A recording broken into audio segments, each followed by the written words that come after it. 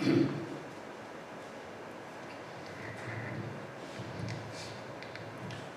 찬송가 391장 한 장 부르시고 하나님 앞에 예배를 드리도록 하겠습니다. 391장입니다.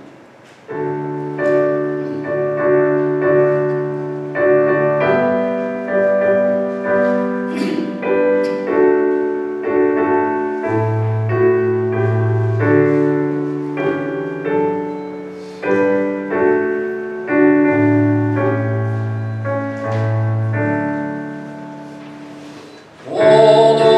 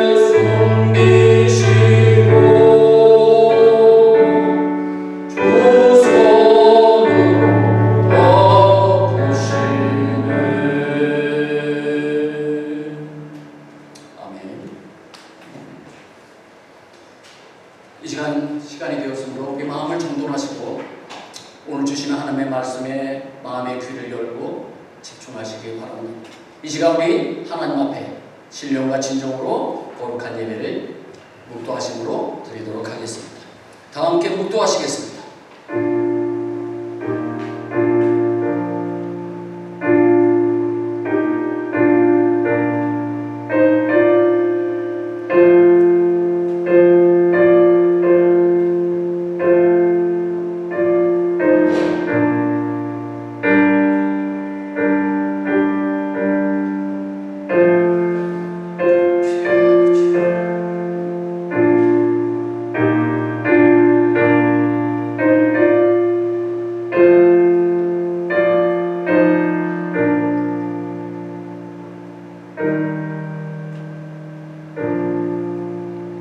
주의 말씀을 조용히 읊조리려고 내가 새벽녘에 눈을 떴나이다. 주의 인자하심을 따라 내 소리를 들으소서. 여호와여, 주의 규례들을 따라 나를 살리소서. 아멘. 사랑의 추격자가 되시는 하나님 아버지, 오늘도 주님 앞에 나와 주님을 찬송하며 예배하게 하여 주심을 감사를 드립니다. 지난 한 주간도 바이러스로 인한 이 위험한 팬데믹 가운데서도 우리를 안전하게 지켜주셨음을 감사를 드립니다. 비록 우리가 살고 있는 이 세상은 눈물과 슬픔과 아픔과 고통, 질병과 사망 등으로 힘든 이 세상이지만, 그러나 우리는 예수 잘 믿고 눈물과 슬픔과 절망이 없고 기쁨과 소망과 찬양만이 가득한 천국을 날마다 바라보며 믿음으로 달려가게 하여 주시옵소서. 우리가 살고 있는 이 세상이 과학이 발달하고 먹고 마시고 즐길 일들이 아무리 많아도 여기가 천국이라고 하는 어리석은 생각은 갖지 않게 하여 주시옵소서. 지금 바이러스로 인한 팬데믹 상황이지만 우리 모두 믿음을 굳게 지키고 자녀들의 신앙을 위해 눈물 뿌려 기도하게 하시며 오히려 이 시간에 신앙이 더욱 성숙되게 하여 주시옵소서. 하나님은 우리 인간들이 죄를 짓고 회개할 일이 있을 때마다 기근과 전쟁과 전염병으로 징계하셨던 일들을 성경을 통하여 우리는 잘 알고 있습니다. 이번 전염병을 통하여 교회가 회개하게 하시고 우리 각자가 자신을 뒤돌아보게 하시고 하나님의 말씀에 자신을 비춰보게 하여 주시고 하나님 앞에 잘못된 것들이 있다면 회개하고 자복하도록 성령님께서 역사하여 주시옵소서. 우리의 직장과 사업장도 어려움이 없도록 하나님께서 직접 경영하여 주시고 우리의 소망장로교회가 주님이 다시 오시는 그날까지 더 말씀을 사모하고 복음의 사명을 잘 감당하며 서로 사랑하며 섬기는 아름다운 교회가 되게 하여 주시옵소서. 우리의 조국 대한민국과 우리가 살고 있는 이 멕시코 땅에 치료와 회복의 역사가 속히 일어나 깨끗하고 안전한 나라가 되게 하여 주시옵소서. 오늘 모든 예배 순서를 주님께 온전히 의지합니다. 성령님 도우셔서 우리 각자의 심령에 뿌려진 말씀의 씨앗들이 잘 자라서 믿음과 행함이 일치하는 성도로서 온전하게 살아가게 하여 주시옵소서. 이 모든 말씀을 거룩하신 예수님의 이름으로 기도드립니다. 아멘.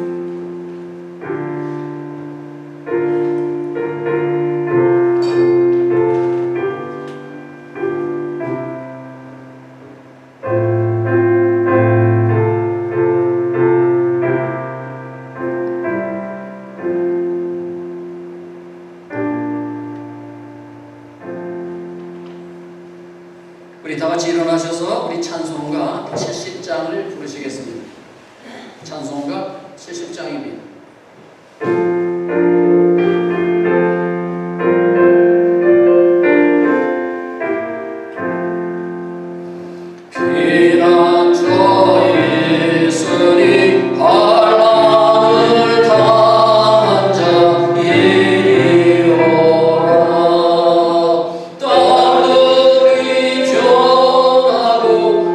물결이 일어나 사리에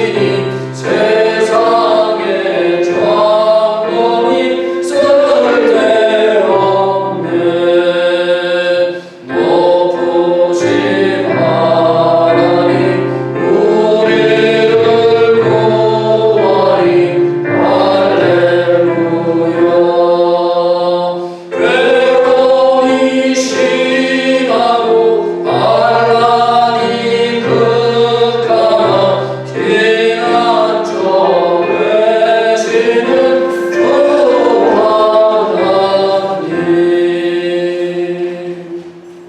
아멘. 이 시간 하나님 앞에 고백의 기도를 드리는 시간입니다. 지난 한 주간 동안 우리의 삶을 한번 뒤돌아보십시오. 과연 하나님 말씀대로 사셨습니까? 하나님 앞에 부끄러움이 없이 사셨습니까? 하나님의 말씀에 우리의 자신을 한번 비춰보십시오. 얼마나 잘못된 길로 간 길도 있을 것입니다. 남을 미워하고 시기한 것도 있을 것입니다. 거짓말한 것도 있을 것입니다. 내가 마음으로 생각으로 육신으로 지었던 많은 죄들이 있을 것입니다. 나도 모르게 지었던 죄들도 있을 것입니다. 이 시간 사랑이 많으신 하나님 앞에 우리 다 함께 고백의 기도를 드리겠습니다. 하나님 아버지, 오늘 이 모습 이대로 주님께 나왔습니다. 하나님 그런 모습과 제가 주님께서 품어주시고 용서하여 주시고 주님의 십자가 위에 감춰주심을 감사를 드립니다. 하나님 오늘도 주님의 십자가 밑에 들어갑니다. 주님께서 흘리신 보일의 피로 발끝부터 발끝까지 씻어주시고 주님의 거룩하신 말씀을 전할 수 있는 거룩한 입술로만 하나님 사용하여 주시옵소서. 내가 마음으로 생각으로 육신으로 내가 입술로 지었던 나의 죄들이 있습니다. 하나님 우리의 모든 죄를 용서하여 주시고 오직 하나님의 백성으로서 거룩하고 깨끗하게 살아갈 수 있는 우리의 모든 영혼들이 되게 하여 주시옵소서. 하나님 우리의 입술에 고개를 받아주시고 하나님 항상 주님께서 우리를 거룩하게 하여 주시고 하나님의 주님의 평안에 도와주시고 하나님 용서하여 주시옵소서. 거룩하신 예수님. 너희 죄가 주홍 같을지라도 눈과 같이 씌어질 것이요 진홍같이 붉을지라도 양털과 같이 되리라. 아멘. 사도신경으로 신앙 고백 드리시겠습니다. 전능하사 천지를 만드신 하나님 아버지를 내가 믿사오며 그 외아들 우리 주 예수 그리스도를 믿사오니 이는 성령으로 잉태하사 동정녀 마리아에게 나시고 본디오 빌라도에게 고난을 받으사 십자가에 못 박혀 죽으시고 장사한 지 사흘 만에 죽은 자 가운데서 다시 살아나시며 하늘에 오르사 전능하신 하나님 우편에 앉아 계시다가 저리로서 산 자와 죽은 자를 심판하러 오시리라. 성령을 믿사오며 거룩한 공예와 성도와 서로 교통하는 것과 죄를 사하여 주시는 것과 몸이 다시 사는 것과 영원히 사는 것을 믿사옵나이다. 아멘. 오늘 하나님께서 우리에게 주신 말씀은 사도행전 9장 1절부터 9절까지 말씀입니다. 제가 여러분들에게 말씀을 봉독해 드리겠습니다. 사울이 주의 제자들에 대하여 여전히 위협과 살기가 등등하여 대제사장에게 가서 다메섹 여러 회당에 가져갈 공문을 청하니 이는 만일 그 도를 따르는 사람을 만나면 남녀를 막론하고 결박하여 예루살렘으로 잡아오려 함이라. 사울이 길을 가다가 다메섹에 가까이 이르러더니 후련히 하늘로부터 빛이 그를 둘러 비추는지라. 땅에 엎드려져 들으매 소리가 있어 이르시되 사울아 사울아 네가 어찌하여 나를 박해하느냐 하시거늘 대답하되 주여 누구시니까 이르시되 나는 네가 박해하는 예수라. 너는 일어나 시내로 돌아가라. 네가 행할 것을 내게 이를 자가 있느니라 하시니 같이 가던 사람들은 소리만 듣고 아무도 보지 못하여 말을 못하고 서 있더라. 사울이 땅에서 일어나 눈은 떴으나 아무것도 보지 못하고 사람의 손에 끌려 다메섹으로 들어가서 4월 동안 보지 못하고 먹지도 마시지도 아니하니라. 아멘. 자리에 앉아주시기 바랍니다. 지난 한 주간 동안도 여러분들 수고 많이 하셨습니다. 오늘 자리에 오신 여러분들 또 영상 예배를 드리시는 모든 분들 주님의 이름으로 축복합니다. 내 영혼이 잘된 같이 봉사가 잘 되시고 강건하시기를 주님의 이름으로 축복합니다. 오늘 말씀의 제목은요, 사랑의 추적자. 사랑을 가지고 찾아다니는 추적자. 과연 누구일까요? 오늘 그 제목을 가지고 여러분들에게 말씀을 전하도록 하겠습니다. 아마 여러분은 한두 권의 자서전은 다 읽어보셨을 것입니다. 자서전이 사람들에게 감동을 주는 이유는 한 사람의 인생을 솔직하게 써놓았기 때문에 그래서 감동을 줍니다. 그 중에 프랜시스 톰슨이라고 하는 사람이 쓴 자서전이 많은 사람들에게 감동을 주었습니다. 이 사람에 대해서 제가 잠깐 말씀을 드리겠습니다. 이 프랜시스 톰슨은 부유한 가정의 의사의 아들로 태어났습니다. 그의 아버지는 아들을 목사로 만들려고 신학교에 입학을 시켰지만 중도에 포기하고 말았습니다. 그러자 그의 아버지가 다시 그를 의과대학에 입학시키려고 가도록 설득을 했지만 그러나 그는 그것도 포기하고 말았습니다. 결국 그는 런던 시내의 노숙자가 되어 성냥과 신문을 팔며 하루하루를 살아가다가 결국 마약에 손을 대고 마약에 중독되고 말아서 밑바닥 인생을 살고 말았습니다. 그는 노숙자 생활을 하면서도 고민하지 않았던 것은 아닙니다. 그래서 그는 틈틈이 시를 쓰기 시작했는데 우연히 윌프레도 메이넬이라고 하는 출판사 사장이 그의 재능을 발견하고 그를 돕기 시작합니다. 병원에 데리고 가서 마약을 끊게 하고 사랑으로 그를 품어주며 결국 문학가의 한 사람으로 그를 세웁니다. 그가 훗날 시집을 출판하게 되었는데 이 시집의 제목이 천국의 추적이라고 하는 의미 있는 제목이었습니다. 그는 이 책에서 하나님을 추적자라 묘사하고 있습니다. 그가 왜 하나님을 추적자로 묘사했을까요? 그는 새 사람이 되고 난 후에 어느 날 자신의 뒤를 돌아보았습니다. 그랬더니 그곳에 자신을 포기하지 않으시고 집요하게 추적하여 자기를 변화시킨 하나님이 계셨던 것을 깨닫게 됩니다. 내가 잘나서 변화된 것이 아니라 오직 하나님의 은혜로 오늘의 자기를 만든 것을 발견하게 된 것입니다. 그래서 하나님의 끈질긴 사랑이 오늘의 자신을 만들었음을 깨닫고 그 시집의 제목을 천국의 추적이라고 정했던 것입니다. 범인을 잡으러 다니는 추적자처럼 하나님의 집요하신 사랑을 표현한 것입니다. 오늘 본문은 너무나도 유명한 바울의 회심 사건을 기록하고 있습니다. 우리는 한 번 이상은 다 들어보았습니다. 그토록 기독교를 핍박하던 사울이 복음을 증거하는 바울이 된 것입니다. 참고로 사울이라고 하는 이름은 큰 자 그런 뜻입니다. 그런데 바울은 작은 자 그런 뜻입니다.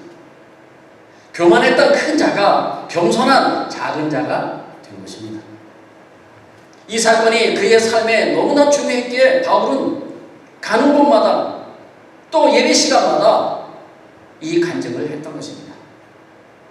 이 놀라운 변화를 어떤 신학자는 이렇게 기록을 했습니다. 예수 그리스도께서 사울을 바울로 바꾸셨다. 그리고 바울은 세계 역사를 바꾸었다라고 말입니다. 여러분, 인생의 변화를 원하십니까? 아마도 우리 모두의 가슴속 깊은 곳에 무언가 변화를 갈망하는 것이 있을 것입니다. 내 인생을 이대로 끝내면 안 되는데, 지금보다는 더 나아져야 하는데, 어떻게 하면 바울처럼 하나님께 쓰임받는 위대한 인생을 살 수 있을까? 아마 이런 생각을 한 번쯤은 다 해보셨을 것입니다. 오늘 본문은 이 주제에 대해서 우리에게 몇 가지 가르침을 주고 있습니다. 그 첫 번째가 이것입니다. 우리의 삶이 변화되기 위해서는 먼저 우리를 집요하게 추적하시는 하나님의 사랑을 깨달아야 한다는 것입니다. 하나님이 나를 결코 포기하지 않으시고 지금도 나를 집요하게 추적하시는 하나님을 깨닫는 자만이 참 인생의 변화를 가져올 수 있다고 성경은 말씀하고 있습니다. 사실 성경은 영혼의 추적자에 관한 기록입니다. 왜냐하면 성경은 하나님을 영혼의 추적자로 묘사하고 있기 때문입니다. 하나님은 한 번도 우리의 영혼을 포기하신 적이 없으시기 때문입니다. 탄자처럼 하나님을 잊고 멀리 떠나 방황할 때도 하나님은 여전히 우리를 기다리고 계셨습니다.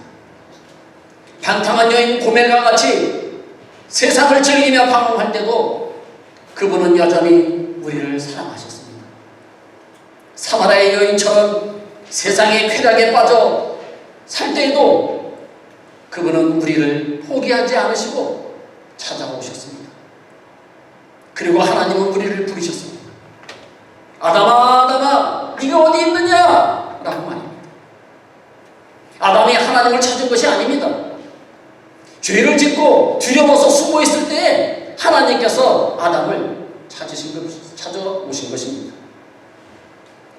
성도 여러분, 하나님이 숨어 있는 장소를 몰라서 아담아, 아담아 그렇게 부르셨겠습니까? 아닙니다. 이것은 아담을 향한 하나님의 사랑의 음성이었습니다. 지금도 하나님은 우리를 부르고 계십니다.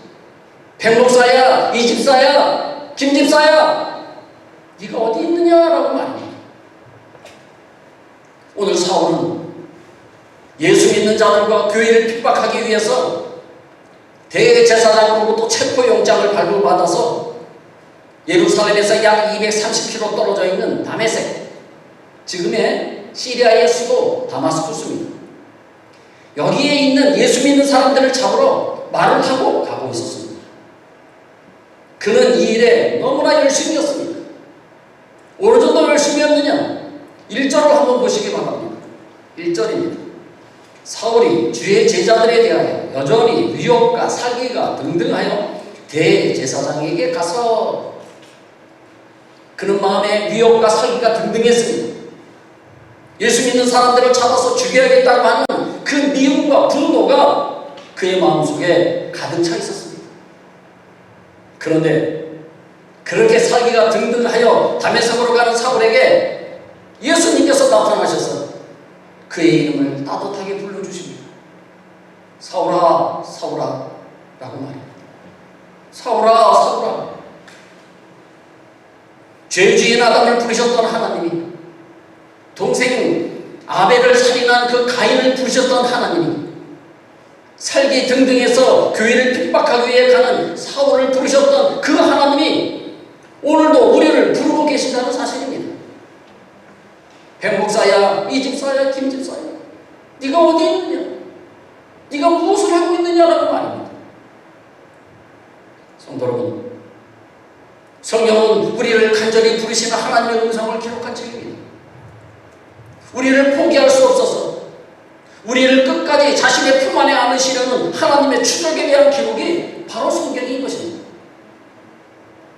하나님은 이런 주님의 사랑의 마음을 깨닫게 하기 위해서 구약시대의 한 선지자를 택하셨습니다. 그가 바로 호세아 선지자입니다. 하나님은 그에게 명령을 내리십니다. 호세아야, 너 오늘 가서 저 창녀와 결혼해라. 아니 하나님, 제가 하나님의 말씀을 전하는 선지자인데 어찌 내가 창녀와 결혼할 수 있습니까? 아니다.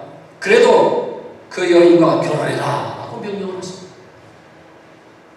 호세아는 할 수 없이 주님의 말씀에 순종합니다. 그런데 그 창녀가 옛버릇을 버리지 못하고 집을 나가버립니다. 그렇게 사랑해 주었구만, 그렇게 아껴 주었구만, 도망을 간 것입니다. 하나님이 호세아에게 오셔서 또 명령하십니다. 가서 돈을 주고 찾아오라 라고 말합니다. 그래서 포주에게 속해 있던 그녀를 많은 돈을 주고 거금을 주고 그녀를 다시 찾아옵니다. 그리고 아내로 삼습니다. 그녀에게는 얼마나 큰 은혜입니까? 감사해도 부족하지 않겠습니까? 그 창녀는 그런데 또 도망을 갑니다.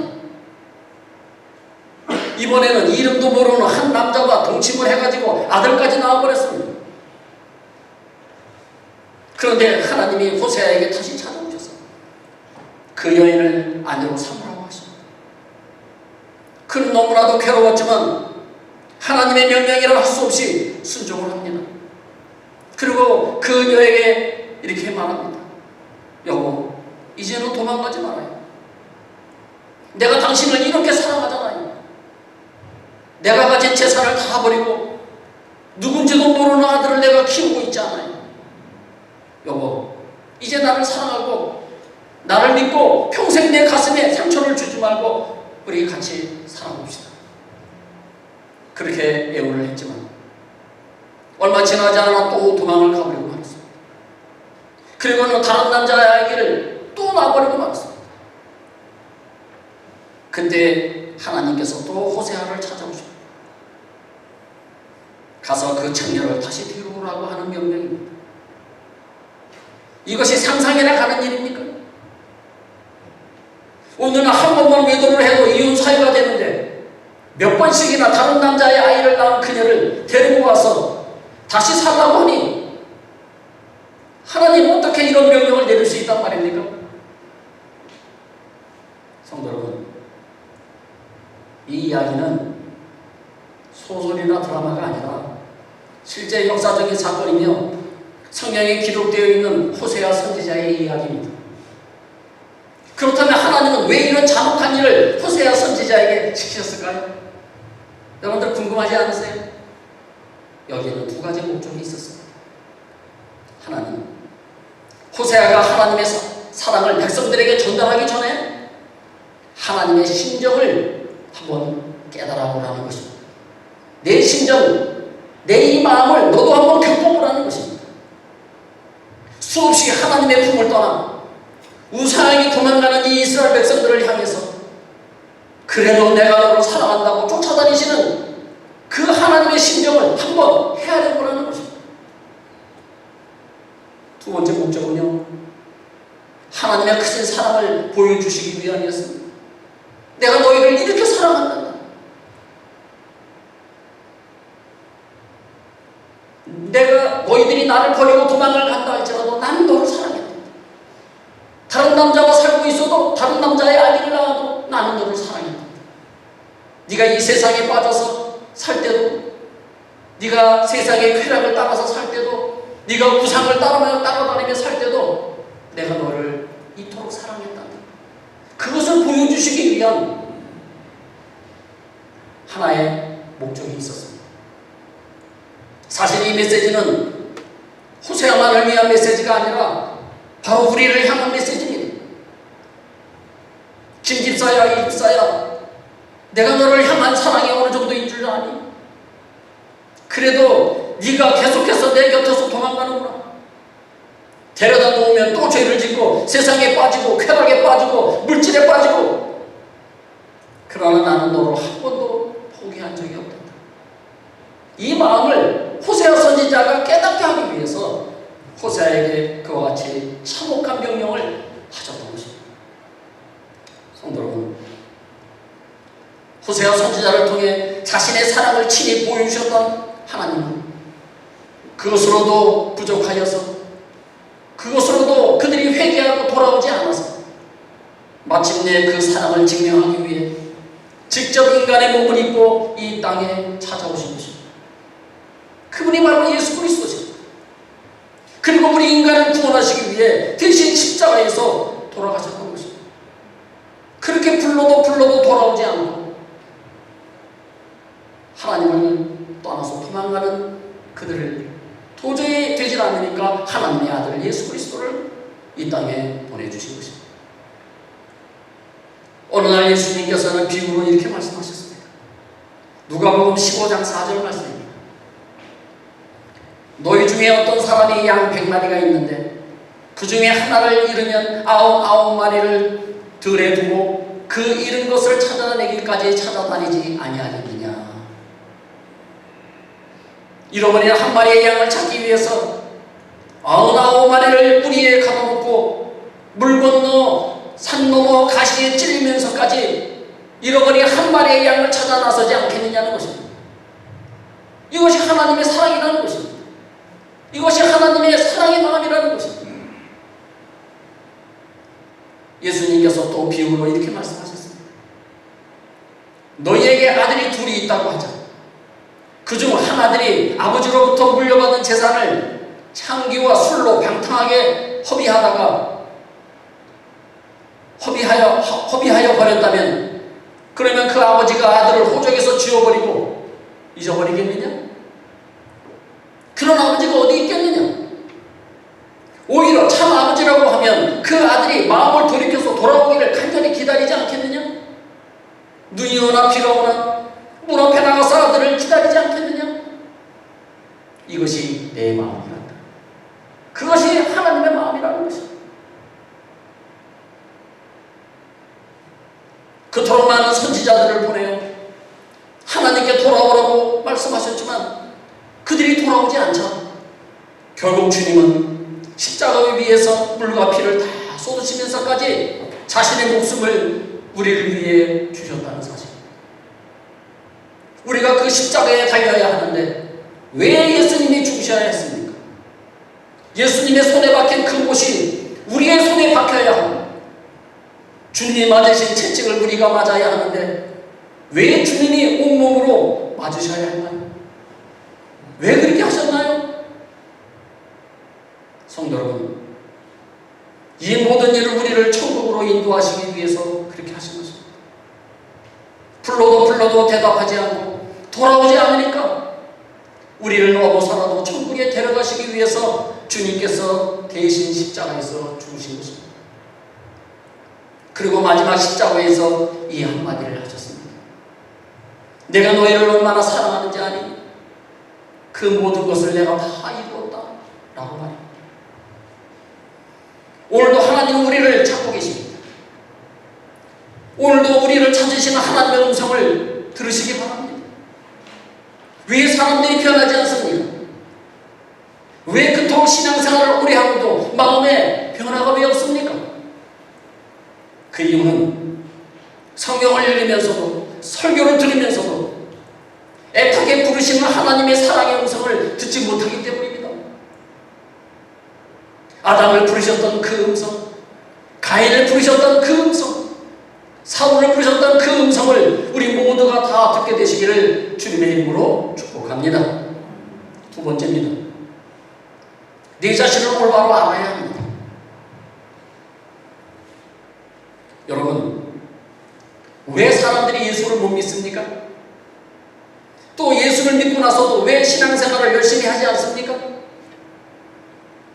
예수 믿는데 가장 방해되는 것이 무엇인지 아십니까? 그것은 바로 내 자신입니다. 내 고정관념, 신앙생활의 가장 원수가 되는 것이 바로 내 자신입니다. 내가 가지고 있는 생각, 내가 가지고 있는 고정관념. 오늘 사울이 그랬습니다. 모든 판단의 주인이 자기 자신이었습니다. 자신의 견해를 볼 때 예수는 가짜였습니다. 그래서 예수 믿는 사람들을 이 세상에서 없어져야 할 사람이라고 판단했던 것입니다. 자기 스스로 말이죠. 그래서 그는 스데반 집사가 돌에 맞아 죽어가는 것도 눈 하나 깜딱 안 하고 그 자리에서 지켜보고 있던 사람입니다. 증인으로서. 조금의 양심의 가책도 없이 말입니다. 일도 모자라서 230km 떨어져 있는 예수 믿는 사람들을 잡아다가 감옥에 쳐넣으려고 그곳까지 쫓아갔습니다. 어떻게 이럴 수 있습니까? 사울은 하나님을 안 믿는 사람이 아니었습니다. 하나님을 가장 잘 믿는다고 하는 유대인 중에 유대인이었습니다. 그런데 어떻게 이렇게까지 악랄하게 행동할 수 있단 말입니까? 그 이유는 겉으로는 하나님을 믿는다고 하지만 실상은 자기 자신을 믿고 있었기 때문입니다. 내 생각, 내 의견, 내 고정관념, 내 편견, 그것만 믿고 있었던 것입니다. 사실 하나님을 믿는다고 하면서 자신을 믿고 있는 사람이 교회 안에도 얼마나 많은지 모릅니다. 하나님의 이름으로 남을 판단하고 하나님의 이름으로 미워하고 하나님의 이름으로 저주까지 합니다. 성도 여러분, 인류 역사에서 가장 잔혹한 전쟁이 누구의 이름으로 일어난지 아십니까? 하나님의 이름으로 일어났습니다. 바로 십자군 전쟁입니다. 여인들을 겁탈하고 임신한 여인의 배를 가르고 어린아이들을 땅바닥에다가 집어내 던졌습니다. 하나님의 이름으로 말이죠. 어떻게 이런 일을 할 수 있습니까? 그들은 입으로는 하나님을 믿는다고 했지만 사실은 자기 자신을 믿는 것이었습니다. 여러분, 자기 자신을 한번 돌아보시기 바랍니다. 정말 하나님을 믿으십니까? 얼마나 믿고 계십니까? 아니면 내 자신을 더 믿고 계시지는 않습니까? 다시 본문으로 들어가겠습니다. 사울이 다메섹으로 가고 있었습니다. 그때가 언제냐? 정오였습니다. 12시. 태양이 얼마나 밝겠습니까? 그런데 그날 놀랍게도 태양보다 몇십 배, 몇백 배 더 강한 빛이 사울에게 쏟아졌습니다. 그 빛을 받은 사울이 도저히 견딜 수가 없어서 시력을 잃어버리고 그만 말에서 떨어져서 땅바닥에 꼬꾸라집니다. 그리고 사울이 가장 먼저 한 말이 무엇입니까? 주여 누구십니까? 주여 누구십니까? 당신 누구야? 라고 말하지 않았습니다. 무한한 힘과 능력으로 부르시는 그분의 그 위엄이 있는 그 음성에 놀라서 자기도 모르게 주여! 라고 부른 것입니다. 나는 불법적으로 흠이 없고 도덕적으로는 예수 믿는 너희들보다 낫다. 이만하면 내가 너희를 정죄할 자격이 있다라고 생각했던 사울. 그래서 살기가 등등했던 그 사울. 그러나 그는 비로소 다메섹에서 자신을 올바로 바라보게 된 것입니다. 왜 사람들이 교만한 줄 아십니까? 자신을 제대로 보지 못해서 그렇습니다. 왜 함부로 남을 정죄하는지 아십니까? 자신을 제대로 알지 못해서 그렇습니다. 또 다른 이유는 거룩하신 하나님을 만난 경험이 없기 때문에 그렇습니다. 오늘 주님을 만난 이 바울은 자신을 제대로 보았습니다. 내가 얼마나 교만한 인간이었던가? 내가 왜 그 얄팍한 지식만 믿고 살았던가? 그래서 함부로 나를 창조하신 그 주님을 정죄하며 살았던가를 그는 깨달았던 것입니다.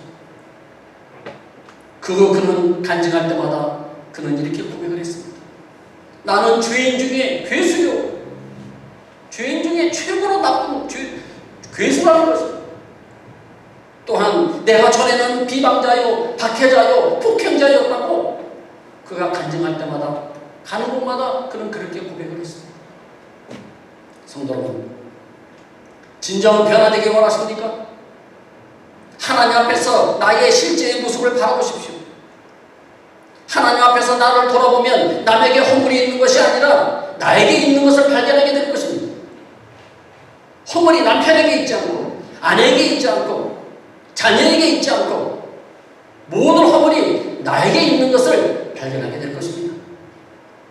그래서 예수님께서 마태복음 7장 1절에서 5절까지 이렇게 말씀하셨습니다. 비판을 받지 아니하거든 비판하지 말라. 너희가 비판하는 그 비판으로 너희가 비판을 받을 것이요 너희가 헤아리는 그 헤아림으로 너희가 헤아림을 받을 것이냐. 어찌하여 형제의 눈 속에 있는 티는 보고 내 눈 속에 있는 들보는 깨닫지 못하느냐. 보라, 내 눈 속에 들보가 있는데 어찌하여 형제에게 말하기를 나로 네 눈 속에 있는 티를 빼게 하라 하겠느냐. 외식하는 자여, 먼저 내 눈 속에서 들보를 빼라. 그 후에야 밝히 보고 형제의 눈 속에서 티를 빼리라. 아멘. 여러분, 우리가 변화되기 위해서는 우리를 향하신 하나님의 그 집요하신 사랑을 깨달아야 합니다. 그 하나님의 사랑 앞에서 나를 올바로 바라보시는 저와 여러분들 모두가 되시기를 바랍니다. 마지막 세 번째입니다. 하나님의 손에 내 자신을 맡겨야 합니다. 오늘 본문 말씀인 사도행전 이 9장뿐만 아니라 사도행전 22장에 가서도 사울이 다메섹에 가다가 예수를 만나 변화된 이야기를 사람들에게 간증하고 있습니다. 9장에서는요, 사울이 이야기하지 않았던 내용을요, 22장에서 한마디 더 합니다. 그것이 이것입니다. 사울이 하늘에서 나는 소리를 듣고요, 누구십니까? 라고 물어봤지 않습니까? 그때 뭐라 그랬습니까? 나는 네가 핍박하는 나사렛 예수다. 그랬더니 사울이 이렇게 대답을 합니다. 주여, 내가 무엇을 하기를 원하십니까? 이 한마디가 22장에 더 추가가 되어 있습니다. 중요한 말씀입니다. 다른 말로 하면 무슨 뜻이냐? 당신이 시키는 대로 하겠으니 말씀만 하십시오. 내가 순종하겠습니다. 그것입니다. 사울은 그 순간 자기를 포기하고 하나님의 손에 자기 자신을 맡겼던 것입니다.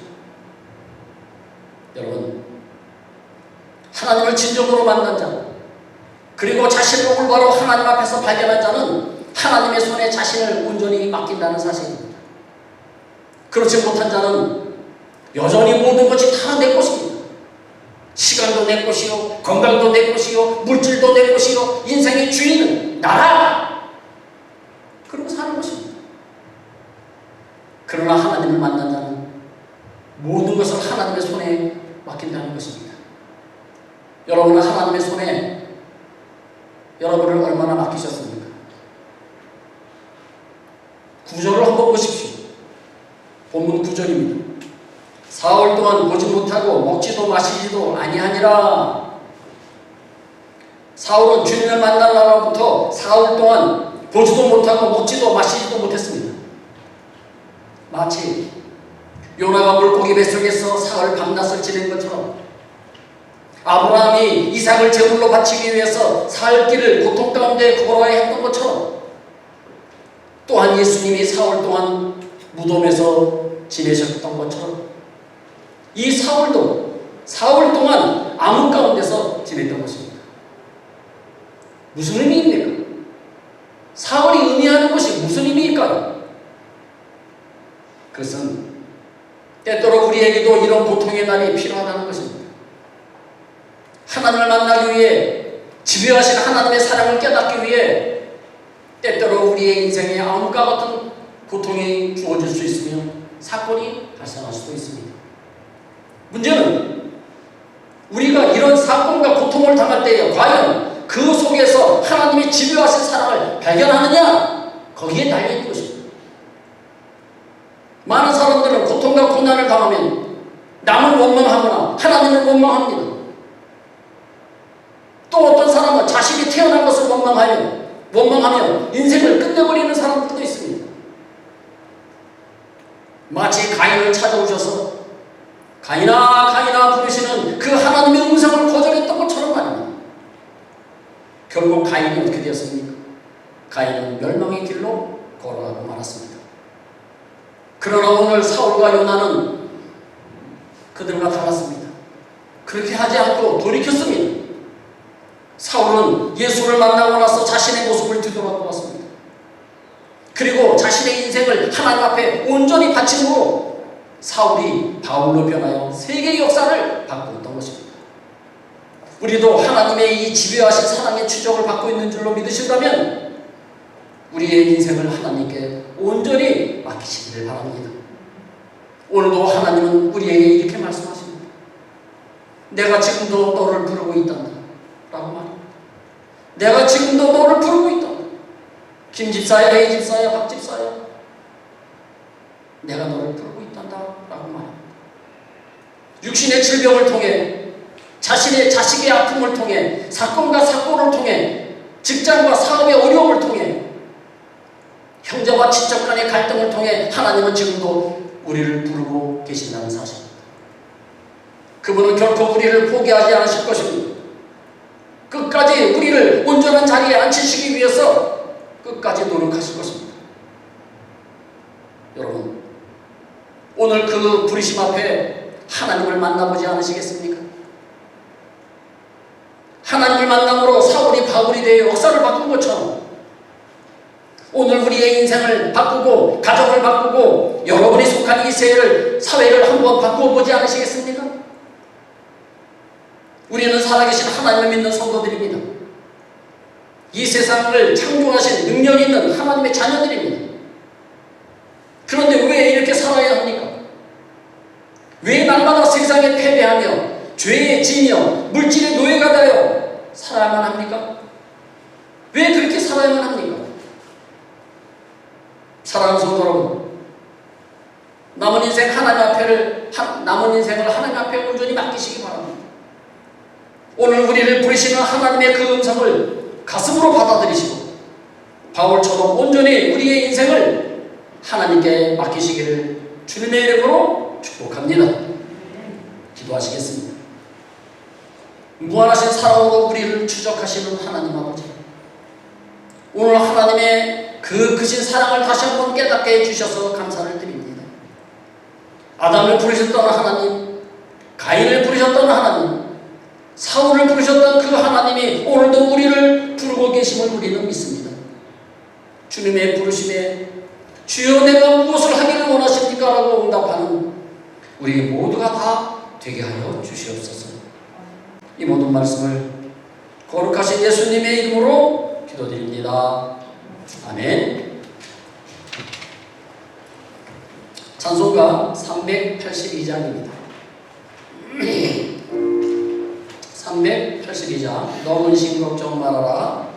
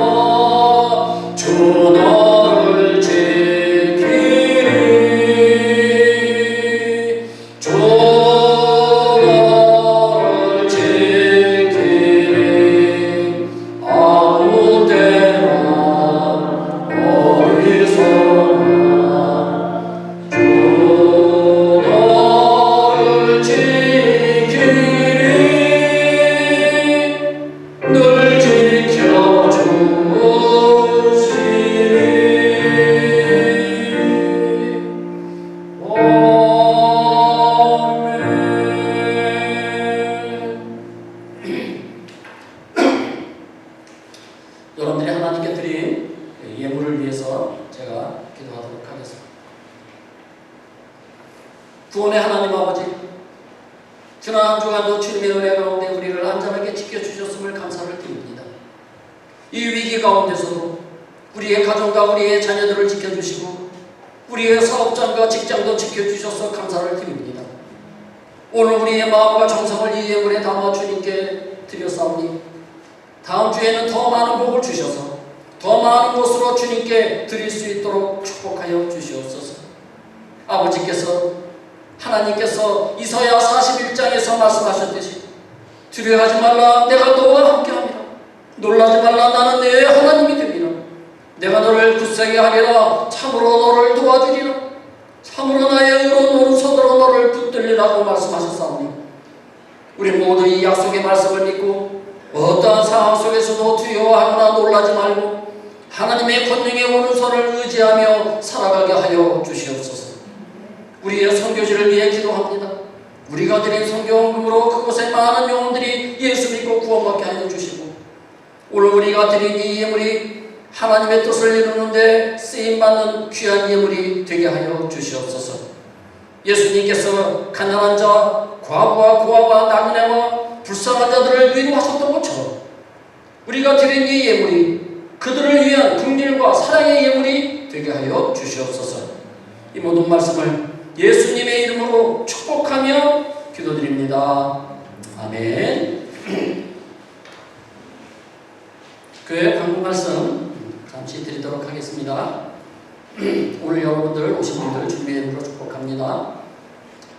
아직 몬디레이 지역에 계속 확진자가 계속 나오고 있습니다. 그래서 이제 여기 현지인뿐만 아니라 우리 한인들도 좀 많이 좀 나오고 있는 걸로 알고 있는데요. 여러분들 특별히 조심하시기 바랍니다. 저도 요새 많이 조심을 합니다. 뜻있으면 안 나가고 손 씻고 항상 건강관리에 유의하고 있는데 여러분들도 각자가 특별히 여러분들이 유념하시고 항상 자기 건강관리 철저하게 하시기를 저는 부탁을 드립니다. 오늘부터 12월 24일까지가 대림절 기간입니다. 이 대림절 기간은 여러분들 아시는 것처럼 예수 그리스도의 탄생일 전 4주 동안의 기간을 말하는데요. 그동안에 예수 그리스도의 성탄을 축하하고 그리스도의 재림을 준비하는 그런 기간입니다. 그래서 특별히 여러분들에게 중보에다가 2020년도 대림절 말씀을 여러분들에게 한 장씩 끼워드렸습니다. 다 받으셨죠? 예. 안 받으신 분들도 계신 것 같네요. 보니까. 예. 들어오실 때 중보 안 가지고 들어오셨어요? 예. 나가실 때 하나씩 가지고 가세요. 예. 하나씩 가져가셔서 매일 그렇게 길지 않습니다. 예. 짧습니다. 그러니까 잠시 볼 수 있는 그런 말씀이니까 여러분들 가지고 가셔서 4주 동안 매일 한번 읽어보시기 바랍니다. 그래서 우리가 우리의 마음으로 예수님의 탄생을 준비할 수 있는 그런 귀한 기간이 되기를 바랍니다. 혹시 지난 주일에 달력을 못 받아가신 분들 혹시 계시면 오늘 저 뒤에 있으니까 하나씩 가져가시기 바랍니다. 예배 후에 우리 교회 소독은 남성교회에서 수고해 주시면 고맙겠습니다. 마지막 광고입니다. 각 선교회 총회가 전에는 오늘 했습니다. 마지막 주, 11월 마지막 주에 각 선교회 총회를 해가지고 내년도에 일하실 임원들을 뽑았습니다. 그런데 지금 팬데믹 상태라 우리가 다시 또 모인다고 하는 것이 좀 위험할 것 같아서 제 개인적인 생각에는 올해 하셨던 분들이 내년에 한 번 더 하시면 유임하시면 어떨까 제 개인적인 생각입니다. 그래서 그런 여러분들이 임원들이 한번 서로 상의해서 여러분들이 결정을 하시면 다음 주에 저한테 다음 주가 오기 전에 알려주시면 제가 교회에서 발표하도록 그렇게 하겠습니다. 우리 다 함께 일어나셔서 우리 마지막 송 우리 부르시고 축도함으로 모든 예배를 마치도록 하겠습니다. 주님이여 이 손을 붙잡고 가소서. 이 어려운 시기에 우리 홀로 남지 마시옵소서. 우리를 붙들어 주시옵소서. 주님이여 이 손을 꼭 잡고 와소서. 약하고 피곤한 이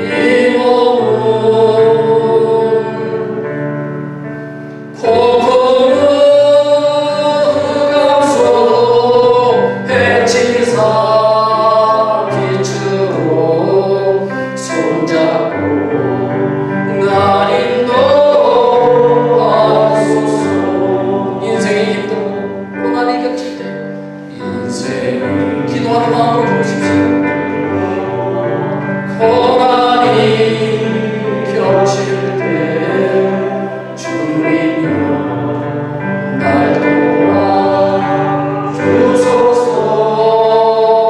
외치는 이 소리, 외치는 이 소리, 귀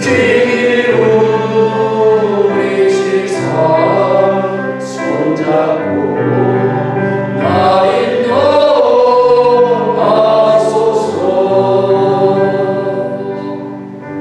아멘.